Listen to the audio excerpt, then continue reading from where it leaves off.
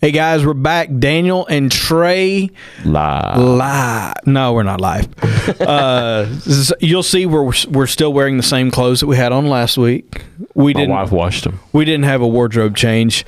No, usually when we come in, we do a couple of these. Yep. So we try and hit it in 1 and 2 parts. So last week we started talking about Grace. And this week we're going to continue the conversation on Grace died years ago. Okay, Chip. Lord have mercy. We weren't going to make it out. I was going to get that reference in there.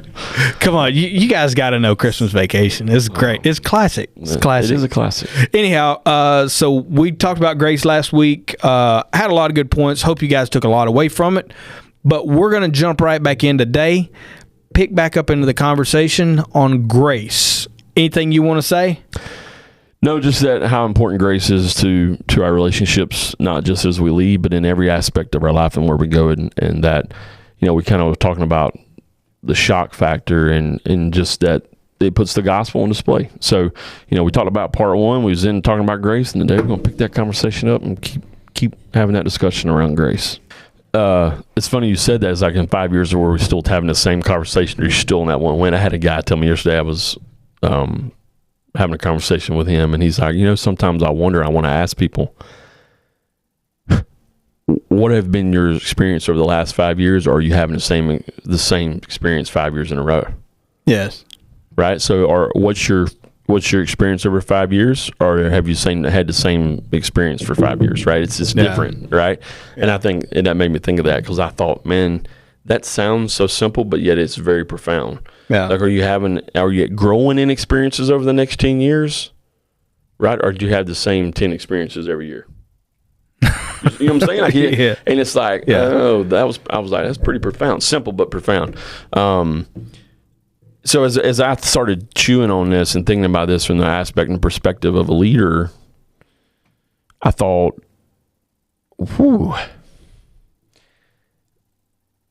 that's something that's probably, I don't know that I would call it controversial, but how many times do we as a leader think about extending grace to those that we lead? Now, I'm not talking about as I'm a leader as a dad. I'm leading my sons. I'm a leader as a husband because I'm leading my household and I'm leading my wife. I'm also a leader within my friends, because I feel like in that moment, as we're talking about, when we're in community with people, you lead constantly. I don't think you ever stop. When I'm at the grocery store, you're leading. But I'm talking about, like, that when you show up to work, you've got 15 people under you, and that you're their leader and you're serving them. I'm talking about that context. You're a principal. You're a manager. You're a director. Right? You're a pastor. People that are under you. What does it look like to show grace in those settings where there's people under you? That, are you extending grace, or is it a work-based attaboy? Like, and I thought about that, and I thought, man, because a lot of people would probably push back and say, well, no, they have a job to do, they got to do it. Right? Sure. Yes, I agree to that. But how many times do you show them grace on a day-to-day basis? Because I think for me, let's talk about being late, right? God love my wife. But we're going to have to edit this part out. She ain't never going to let this fly. Okay. I love her, but she is late everywhere she goes. Sure. Now, in her brain, we've had these conversations, in her brain, it's not a malicious intent of I'm going to go be late. But what she sees is, and I promise there's a point to this, right? I'm not just calling her out. But there's a point, like, in her mind, I have 15 minutes before I need to leave, so I can do 74 things in 15 minutes, and then that 75 things if I'm trying to get these few things done, because in her brain, she's trying to get things accomplished. Oh man, I should have left 10 minutes ago because I was in the middle of doing them 74 things, and now I'm 10 minutes behind, and now I'm trying to get my shoes on and pocketbook and get out of the door. Yeah. So now we're late. Right? Yeah. So but I make that point to say, I'm not saying that if you're a leader or a principal or a doctor or a pastor or a manager or anything like that, that if somebody's showing up every single day late to work, I'm not saying that you have to extend grace to them every day and saying, hey, honey, it's okay. That's not what I'm saying. Because ultimately, as a leader, you do have to step into those situations. You do have to hold people accountable. But what I'm saying is, I don't know if I should say this, but I'm going to say it anyway. We might have to edit this out. I'm going to use this for blackmail later. Like when I flipped and rolled my Jeep, I won't use names. Okay. When I flipped and rolled my Jeep, and I was laying in the ditch, and Amy didn't know, and I was trying to get a hold of her.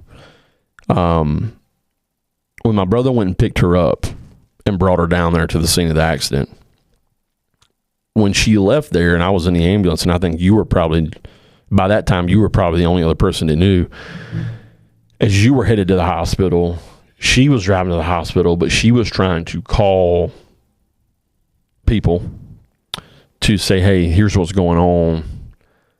And in the midst of that, the response is not, hey, don't you worry, we've got it. Handle what you need to handle. Take care of what you need to take care of. No worries. In the midst of that, it's, oh, well, okay, but did you do A, B, C, D, 1, 2, 3? Right? And, in times when I've been in leadership, if somebody shows up late one morning, right, they're probably, I'll tell you what, I'll give you an experience, my own self. So when I was probably my 1 to 4th year in teaching, I was at a new school, and it was about 35 minutes from home, and there was a lot of variables, right? Sure. And in that amount of commute, and I showed up late one morning and was told, hey, you make sure you're on time, you got to be at your door, Showed up late, walked in late, panicking, sweating, thinking, oh God. And the principal walked down the hallway, and it was hey, you good? Yeah, it was really, hey, don't worry about it. Hey, it's okay. You're here now. Yeah. Go do a good job. Yeah. And it was traumatizing to me. It shocked me because I was waiting to get the proverbial hand slap of you're late. And so, and being late is just one of 100,000 things it could be. But I don't know, from the people that I coach and the people that I have conversations with, I'm not sure that I see grace in the midst of that very often. And I think it's because of the culture we live in of always looking for more performance, more output. We got to get this done, that done, this done, that done, that we often miss that we're dealing with human beings. We're dealing with things who have a soul, that life happens. There's things going on at home. There's things going on in their brain. There's families that they're dealing with. There's parents that they're dealing with. There's life. There's sickness. There's a lot of things that are going on in life. And I feel like we sometimes in leadership forget, because of the cultural realm that we live of more output, do it more, we need more, do it better, do, accomplish, work, that we lose sight of the fact that they're human beings that we're serving. Yeah. And so my challenge is to any leader that is listening, to whether it's a mom, a dad, a pastor, a brother, wherever you sit, whatever you're doing, whatever your title is, your leader is, are there moments in your day, are there moments in your week where if you were to pause and think, could you extend grace? Yeah. I was thinking about a handful of times in my life where someone extended me grace when I had no business getting any grace. And it was traumatizing. It was shocking. Mm-hmm. And I bet those people that extended me grace don't remember it. I bet if I talked to them about it, they would be like, oh, yeah, okay, I kind of, yeah. Right. but it was so traumatizing to me. I still remember it today, and it still impacts me and my opinion of them, and it affects how I see other people. Yeah. And I think in the traumatizing example, I think that's what he means. I really do. I think that's what he means is it exposed my wounds. Yeah. It exposed my wounds and my shortcomings and the things that happened to me long before that person ever extended me grace. I was wounded and I had scars. And when they showed me grace, and they didn't have to, it exposed all that. And I went, oh, wow. And I carry those things to today that they'll probably never remember, and they'll never know that impacted me in the way that it did. And I think as a leader,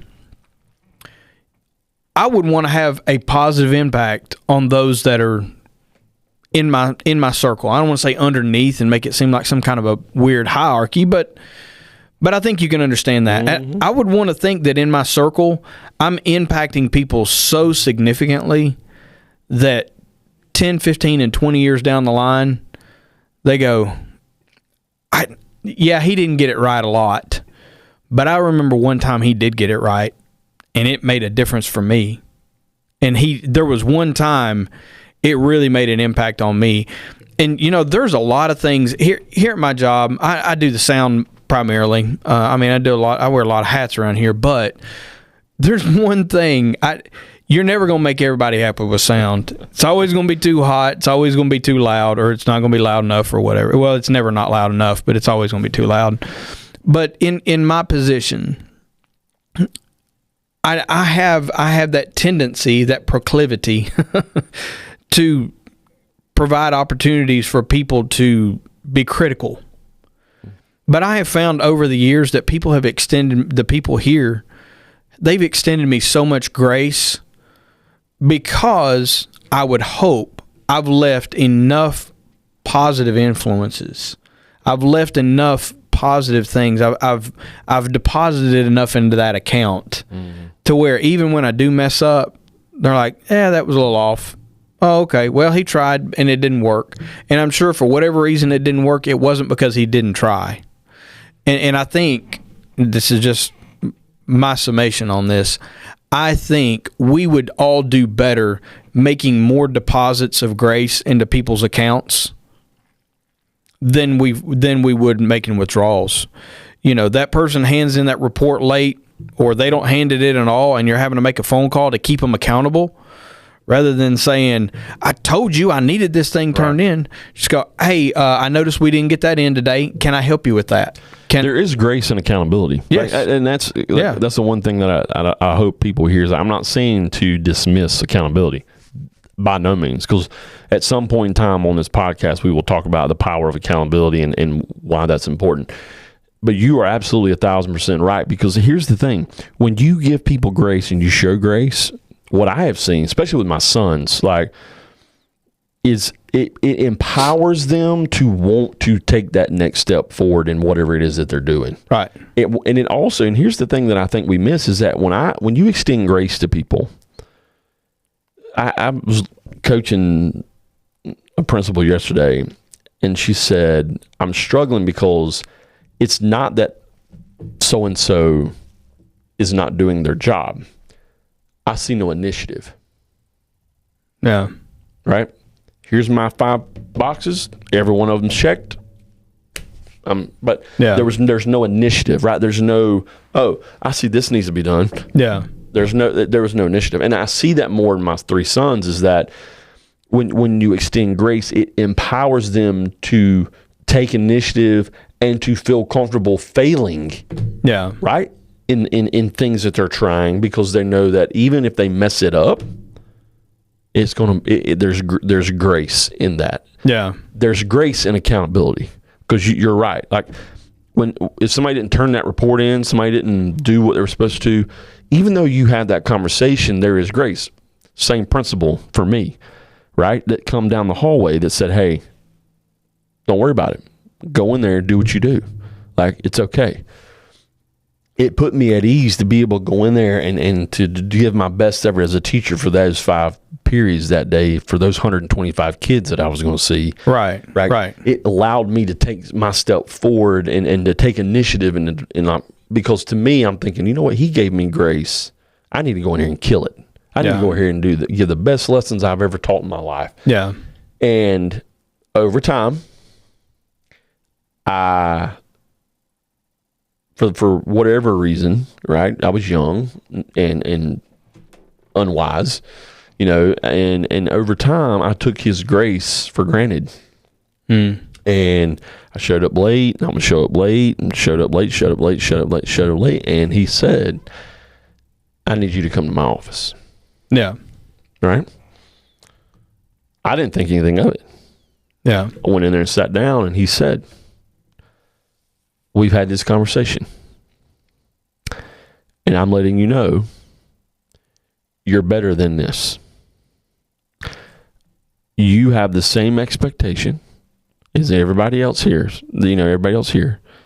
and because I know you and I have known you, people already perceive you as the golden boy. I don't care what they think.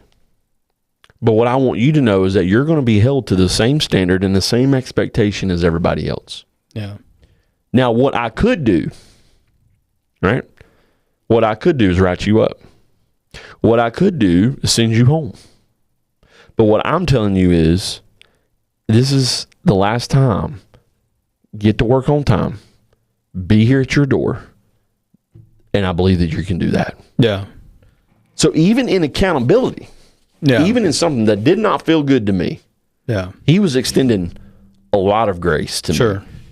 Because he didn't send me home, right? He didn't write me up, but I got the message, right? Message really received. Loud and clear.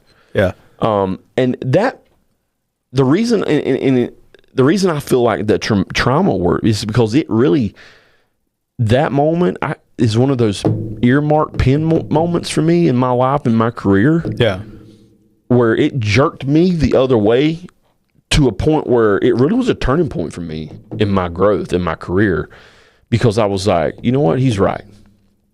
And if I see myself as a leader and I see myself as somebody wanting to become a leader, I got to act like one even when I don't have the title. Yeah. And it was very traumatizing to me. And it jerked me back to a path in a way that I needed, that I started to realize and grow as, you know, as a leader and as a teacher, but somebody that, and in that moment, I realized, like, if you're going to, you know, I had an old guy tell us one time as we were looking to plant a church, and as we were getting ready to plant the one we planted in Spartanburg, and I mean in Woodruff a year ago, he said, don't build it for what you got. Build it for what's going to come. Yeah. Right?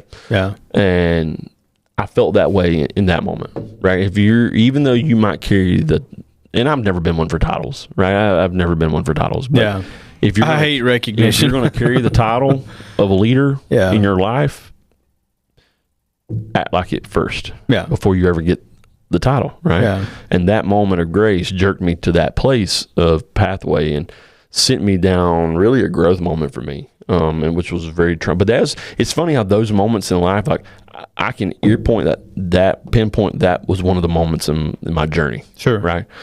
And so I hope that grace, I hope I do a good job, a better job, and I grow in giving grace to my family, my friends, and all this stuff. But as I grow and those that I lead and I help lead to grow in their own leadership, I hope that's something that I can just put in the forefront of saying, hey, in those moments, in those times, like how many moments in a day and a time with everybody that you serve, is there moments that we could show grace that we don't?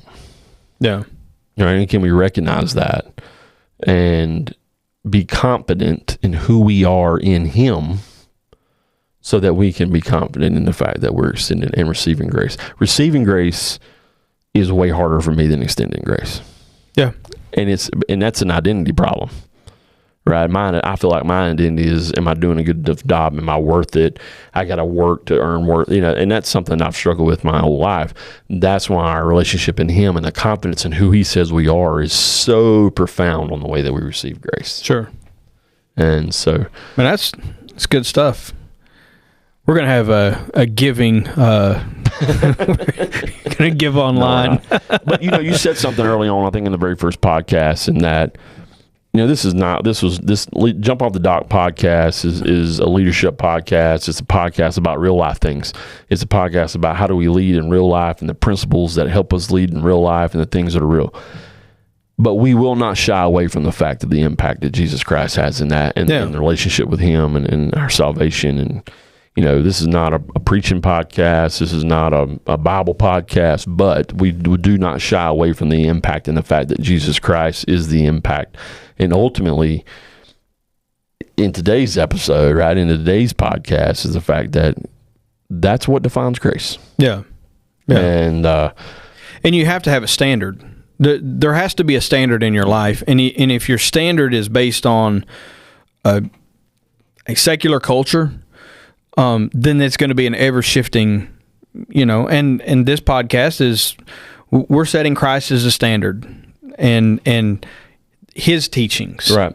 The way He taught set a standard, and you can get on the boat, you can get off the boat if you want to, but you got to have a standard in your life. You can't just be left to your own free choices. In the market today, there's millions of books. Millions, right? Yeah. And AI's writing new ones every day. That's true. Thousands of podcasts, hundreds of thousands of podcasts. Sure. And, this podcast may never become famous, and it may never have 100 million viewers or 1 million viewers or stuff. That's okay. But here's what I do hope, is that with Jump Off the Dock, the podcast, the book, is that the bullseye and the target never moves. Sure. That what we share about real life, the things that we experience, the things that I've experienced in the time that God's given me here, and hopefully the many more years that I hope He blesses me with, the things that I've experienced, the things that He's churned up inside of me with the book and with the podcast, is that target never moves. Right. And if we can build our capacity and our leadership and the principles and the way that we lead and love and show grace to people, no matter the sector they're in as a leader, that bullseye target never moves. Those principles will never move, and they will never alter. They will never falter. They will never wave with a culture that says, "Oh, do this. Oh, no, wait a minute. No, go this. Oh, no, do that." And people are floundering. No. Trying to find something to fill a hole in their life and in their heart that can only be filled by one thing. Sure. Right? And that's the gospel. Yeah. And so that's my desire in my heart, and I know yours too. And so, I'm super thankful for this opportunity, and I'm super grateful for the people that are listening and watching. I hope that you look at yourself and maybe the course of the day, or, when you wake up, just ask yourself, like, where's there one time today that I can show grace to somebody? Not only just because they may need it in their life, but it will shock the observer. Yeah. Because the gospel's being put on display. And, I think that you'll realize that you're better off for it as well. Sure. Yeah. Anybody you want to give a shout out to? Have you had anybody that's caught you and said, "Hey, I'm listening, checking it out"? Actually, yes. To my football players. Football team. Yeah, my football team. They give you a good hard time. Really cool. They've watched all of them, and they've been asking, "Hey, Coach, when you're going to put some more out there?" Oh, really? Yeah. Cool.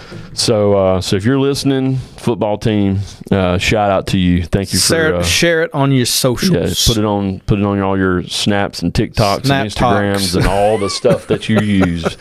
I'm super thankful, and for anybody that's listening or watching, Daniel and I say thank you. I want to say thank you again to Daniel for being the man behind the master, the controls and the scenes and the video and the cameras and the microphones. I couldn't do it without him. In the days that we get to sit and do this together is always a blessing, brother. And yeah. So anybody that's watching, I hope as you hit the share button, listen to this, as you'll share it out. You'll give it to people to listen to, and that anything that you say and do today and in your life, I hope that you would walk people to the edge of the dock and that you would give them the courage to jump. Sure enough. Thanks, guys. We'll be back quick as we can. That's right. No promises, but we'll be back. All right. Take care. Thanks for listening to Jump Off the Dock. Visit leadingimpact.org for blogs and leadership resources. For questions or pricing, email Trey at leadingimpact.org. We are ready to help you flip fear to courage.